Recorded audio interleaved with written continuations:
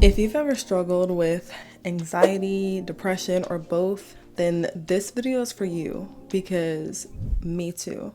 And this is something that's been going on in the background for years and was not something that I prioritized on healing or even bringing my awareness to. And for someone who teaches about self-love and mindfulness mastery, I had a wide, rude awakening on how to apply those things or how I wasn't applying those things for myself. And it can happen for anyone. You're not alone. And also, you don't have to go through it alone just because you feel like other people either won't believe you when you talk about it or other people won't support you through it, because I've also been there. So I'm just here going to share my story about what anxiety has taught me.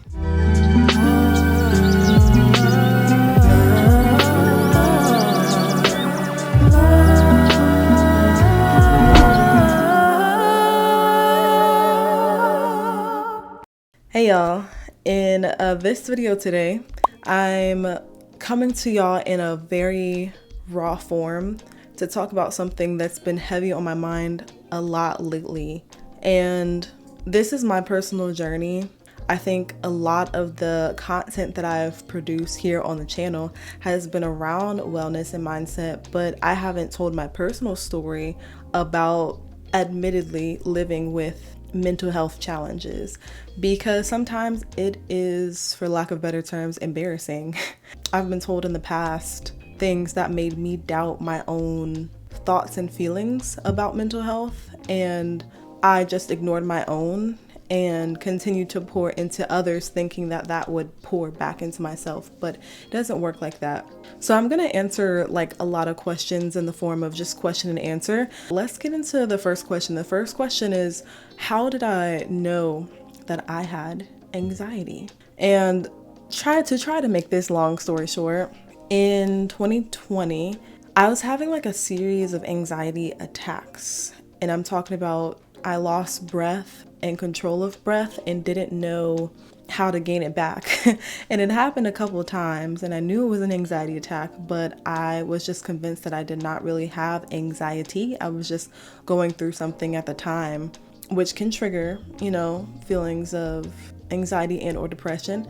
So I seeked out therapy for the first time, and that was in a time where I was going through a lot of different changes in life. And so I thought I was just going through a transition, and I did about 3 to 4 therapy sessions before my therapist told me that from her assessment, I did have moderate anxiety, and she recommended highly that I get on medication. And I was like, let's just call her Sharon. That was my first therapist. I said, well, Sharon, F you, I'm not getting medication, because I had told her previously in previous sessions that, medication, if it were a possibility at all, it would be my last resort.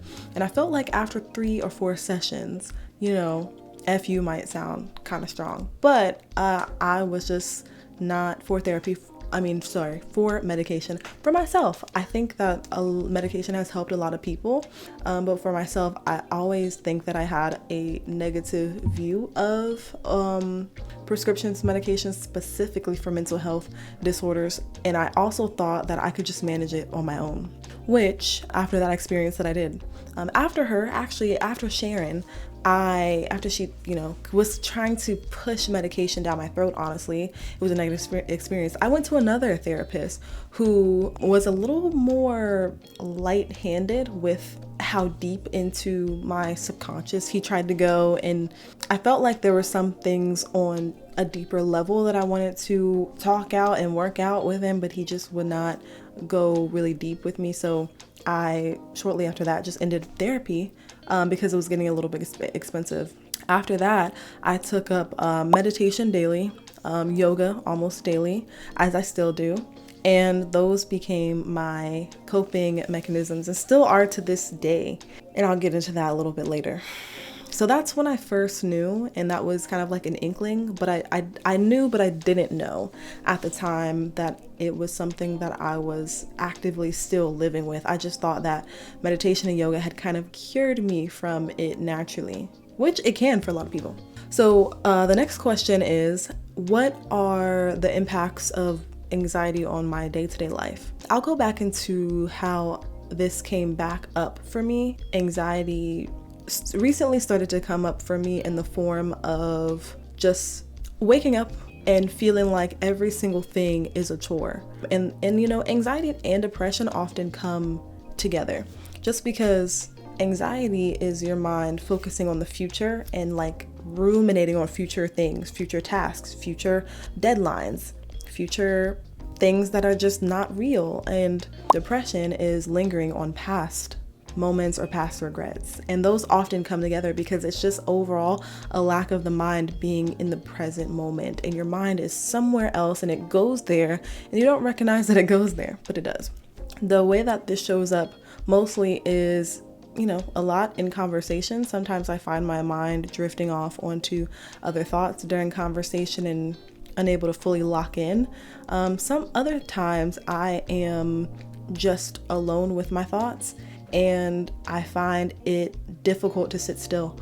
I'm someone who's an overachiever, I think naturally, so I have a difficult time finding a still place, a still quiet place.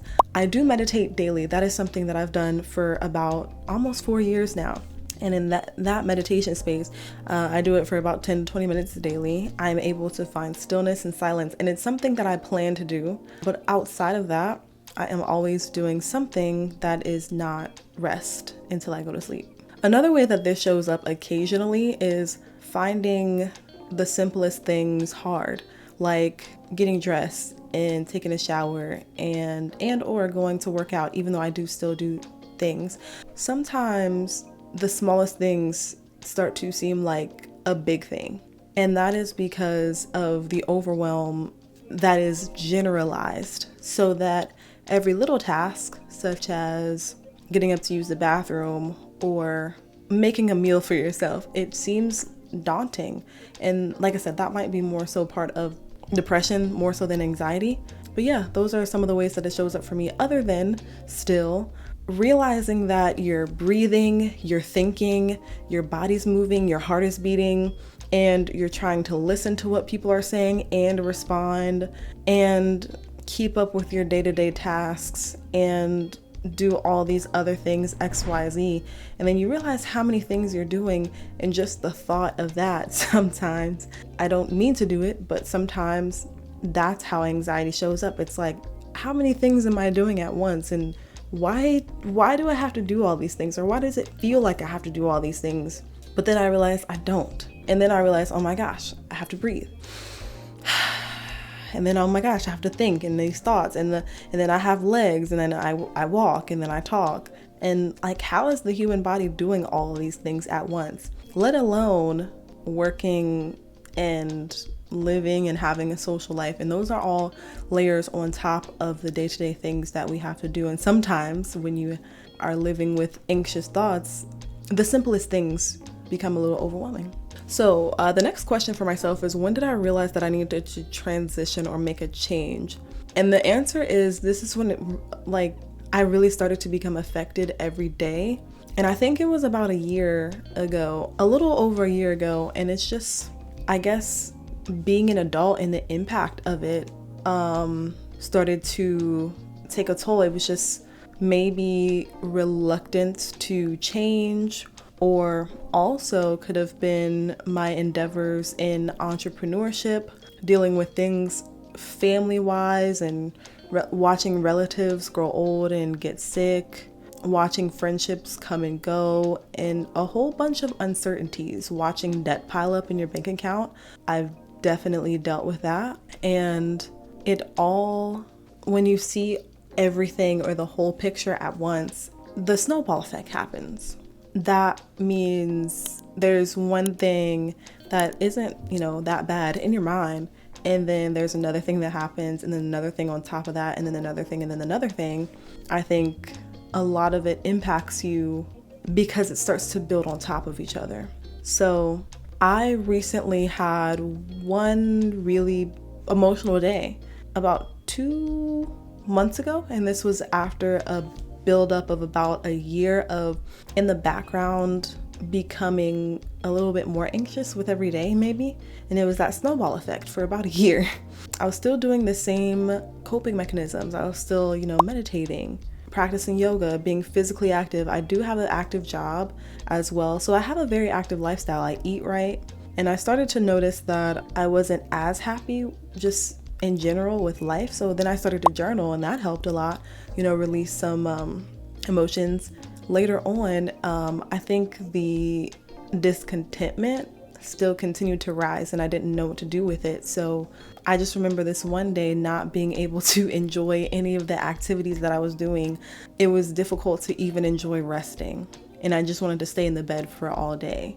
And there was a lot of crying. And over time, over the duration of that day, it was just so difficult to even understand why tears were falling from my eyes, because I couldn't even understand what happened. There wasn't any one event that exactly happened why I was so upset, or was there? Because little do we know, like, the subconscious mind is always unpacking something. So maybe in another video I'll go through realizing that there were some things in my life that happened earlier in childhood that I completely forgot. I even went through. And now as I'm an adult, little things are starting to trigger little small events that happened during a childhood that I thought were super insignificant, but they were very impactful to still my adulthood. And I never unpacked them until now when I'm having dreams. There was one instance or 1 year that I started having the same dream, and it was a very traumatic dream, and I had no idea why I was having the same dream over and over and over again. And it didn't make sense to me until years later, where I remembered a specific event in my childhood that at that time did not traumatize me, but now as an adult realizing what happened is very traumatic. That happens a lot. But getting back to how I really realized that I, had anxiety. I went to therapy again for the third time. So this is my third therapist. And this was just maybe a month and a half ago. And I thought I hit maybe what was rock bottom at the time. I saw a therapist, and she was someone that I really connected with, and took the same assessment that I took a couple years ago, and answered some questions. And the therapist came back with her assessment and said, not only the anxiety, but a little less than the anxiety is some depression in your assessment of, your current state of being. And it kind of shocked me, but not really, because it was really difficult for me to accept if I, on YouTube, in life, as an entrepreneur, if I am a coach and I coach about emotional wellness, and I want to get into hosting more retreats, more wellness retreats, and also making more videos about how to get through these type of emotional issues. I felt like I was not able to, or I would no longer be able to do that, which is my passion, because I'm going through the same things as the people I want to help are going through. Now, that I now realize is false. But at the time, a couple weeks ago, when she gave me this assessment, I realized that there was some more work to do. I also realized that like I told you all before, I live a very healthy lifestyle.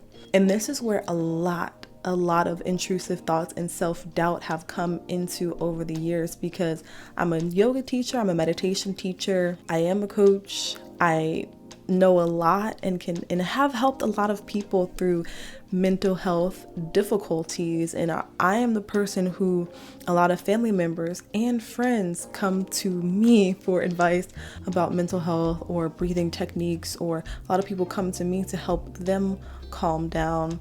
And also, when I did go to certain friends or certain people who were like the closest people to me a couple years ago about this issue, they kind of laughed it off and shrugged it off and said, well, your life is like really good and almost perfect. So what do you have to be anxious about? You think you're anxious? Stop playing. What do you have to be anxious about? Because look at your life. Your parents are still together and married. You have a big house. You have a lavish lifestyle. You're on YouTube, making money on the internet just by being yourself. And, you get to eat, your nice healthy vegan food and your grass-fed chickpeas. That's not a thing. But people have told me this before. You have a great life. What is there to be anxious about? And that's when I go into the mode of thinking like, yeah, maybe I'm fabricating my feelings. Maybe I don't feel like this. Maybe this is just something that's just fake. And I should think myself out of my own emotions or my own experiences. It's fake. It's all not real. And that's what I thought for years. I was like, my feelings are not valid and I shouldn't tell anybody about it. I should just keep it to myself because everybody's going to think it's fake because they look at my life and see I have a great life. So what should there be anything to be anxious about? But I think that's the very problem. That's the very problem because most people would judge you for what your life looks like on the outside looking in. And I don't want to appear like I'm not thankful for where I am because I'm super thankful for the platform that I have. I'm super thankful for the family structure that I have. I'm super thankful for all of the people who have came and gone out of my life and for all the opportunities that I've been given and for me to actually know what my gifts and talents and skills are. But in the background, there's a lot of stuff in here that has not gotten out. There's a lot of things that I've dealt with that I've never told anybody about. And that's real.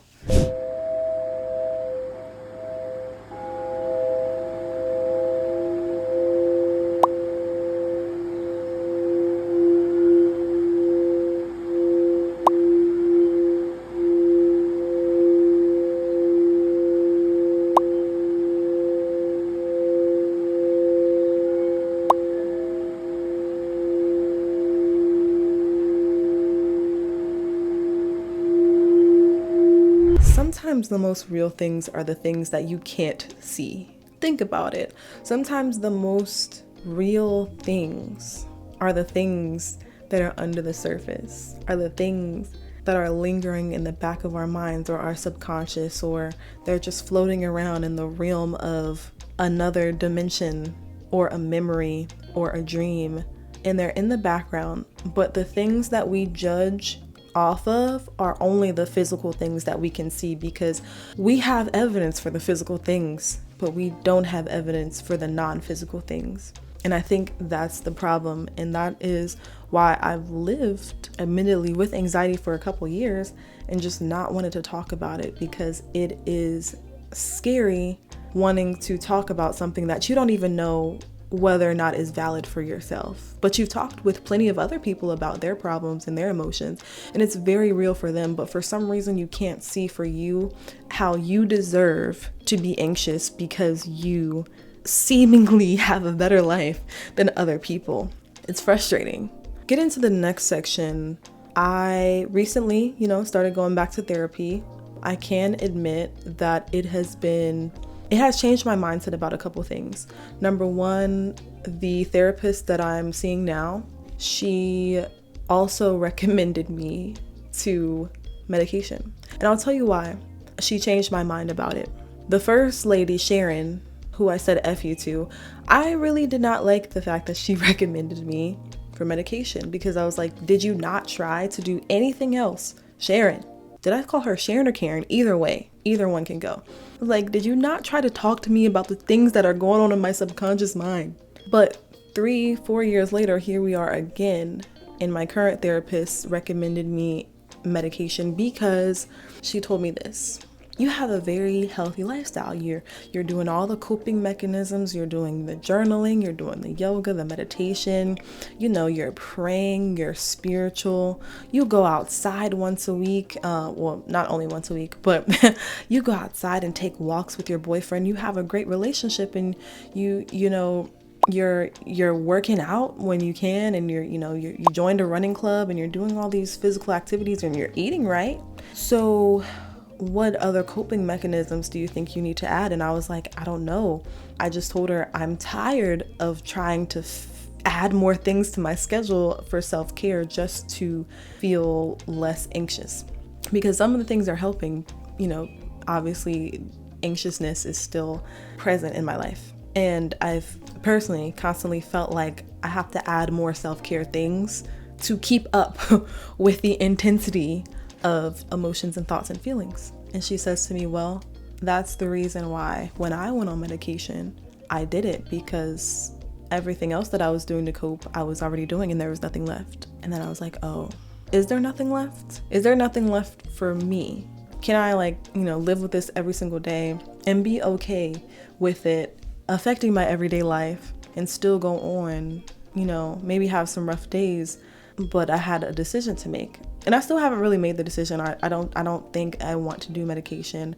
I think that I would like to live a life full of self-care practices and taking a break from social media when I need to. Taking a break from entrepreneurship, honestly, heck, because that's made me super overwhelmed at times, but I love to do it, which is a very difficult crossroads for me to accept at times. But that's one of the main challenges that I'm overcoming right now, is how much self-care do I need to do before it's not really cutting it? And that's difficult to admit because I'm the self-care expert. I tell other people what they need to do for self-care. Setting boundaries is your best friend. Cancel all of your plans. Stay home in bed and watch Netflix. That's the type of person that I am oftentimes. But when it's difficult for me to do that, what do I do? Now, just for anybody who is, struggling with this themselves, struggling with anxiety, something that it's taught me, the main thing is that whatever you're doing, stick to a routine. I know some of us don't like routines because we just like to go with the flow.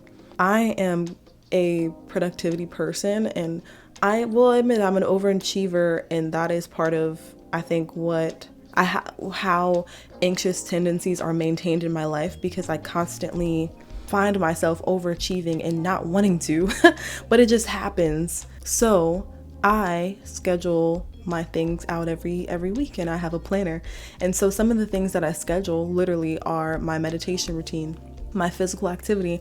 I work out 3 times a week, weightlifting, not including yoga, weightlifting and running. I also use creative expression as an outlet. I journal my thoughts at night. I may write down, what I enjoyed that happened throughout my day. I may write down things that I'm grateful that happened.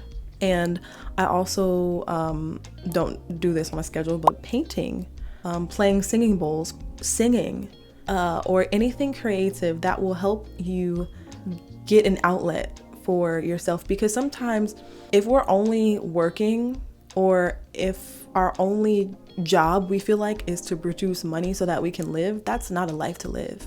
You have to indulge in your creative pursuits, or else you will probably allow anxiety and depression to take over your life, because we are creative individuals. Every single one of us is creative in something. So create. Use that as an outlet. That must be something that you schedule into your day, whatever it is. Art, content, create more than you consume. That's my motto. Create more than you consume. I know y'all see me posting on YouTube. I know y'all see me posting on Instagram, but best believe I keep the consumption of YouTube and Instagram at bay, because I create more than I consume. That means I schedule my post and then I leave the platform and go do something else. Also, connecting with nature. Schedule this. Every day on Tuesday, I shut off all work-related things. That's my day off, and my partner and I, we hang out together. We go to the park every Tuesday. We connect with nature. We go outside, take a walk, and take off our shoes and put our feet in the grass. That right there is healing. So why self-care has to be a priority is your body and mind is your temple for life itself. Your temple is not your job. Your temple is not, that's just the only thing I can think of right now, because everybody overworks themselves at their job. But other life outside of your self-care routine can wait. It can wait. Your no has to be less expensive than your yes. Meaning you need to say no to more people than you say yes to. And you need to say yes to yourself more than you say no to yourself. Your self-care has to be the number one thing on your priority list. If you're dealing with this, you cannot go on prioritizing other things first and expect to feel fulfilled and expect to regain that balance that you once had and that freedom that you once had when you were a child, because you're gonna grow and change, and you're gonna keep growing and changing, and you're gonna keep having to adapt, and life will only start to move faster. It's not unfortunate, it's just that you'll want to learn how to adapt. And the way that you do that is make your self-care more of a priority than anybody else's self-care. I get that a lot of us are caretakers. I'm living in a caretaker role myself, somewhat. But how are you going to be able to take care of others when you don't do the same for yourself? That's exactly what I'm going through right now. So just know that I'm advocating for you. Thank you for listening if you made it to the end of this video, and I truly appreciate you. And if you want to continue to support my YouTube channel and also my business, I am helping people make self-care a priority in the Black community. And you can download my free guided meditation in the description box below. And yeah, hopefully that helps you out. Give this video a like if you enjoyed it, and I hope to see you in the next one.